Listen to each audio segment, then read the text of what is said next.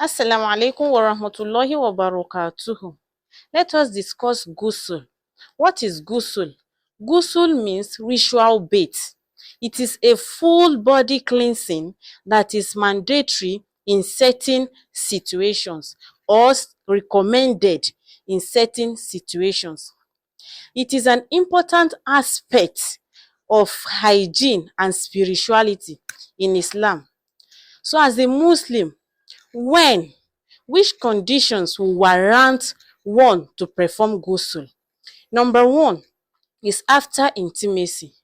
When couple have intimacy and they are done, it becomes compulsory on them to have ghusl, which is ritual bath. Number two is after menstruation. This is peculiar to only women.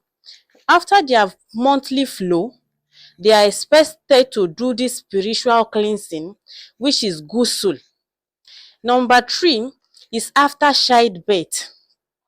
When a woman gives birth, she undergoes postpartum bleeding or postpartum flow. And when she is done with it, it becomes compulsory on her to do this ghusl.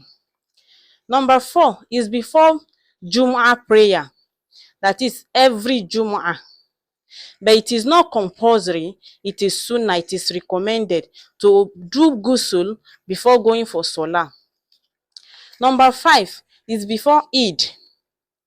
Before you go for Eid, it is also recommended to do ghusl before you go for Eid.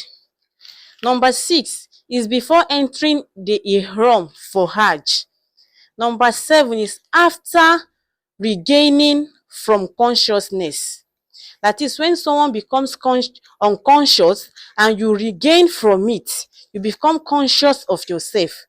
It becomes compulsory to do ghusl.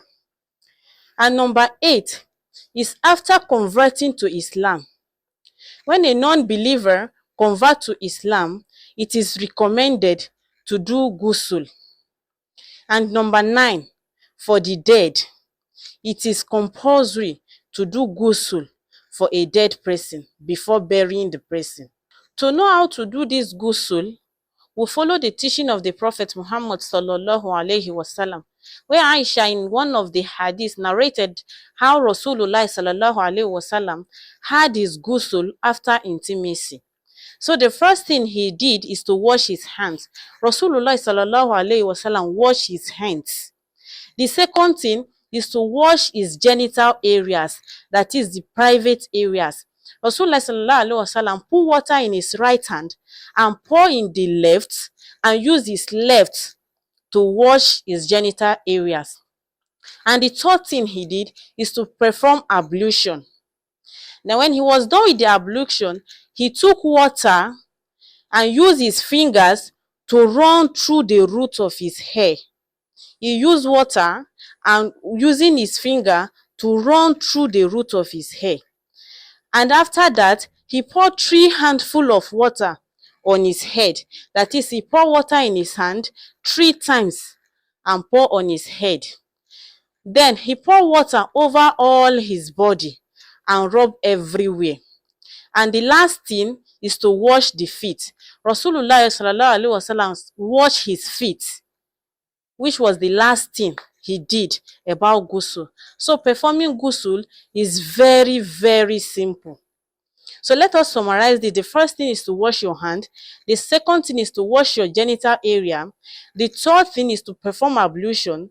The fourth thing is to use water to run through the root of your hair. And the fifth thing is to pour 3 handfuls of water on your head. And the sixth thing is to pour water generally over his body. And the last thing is to wash his feet. So performing ghusl is very simple and easy. May Allah make it easy for us. Arakumullahu ala al-khair. Assalamu alaikum wa rahmatullahi wa barakatuh.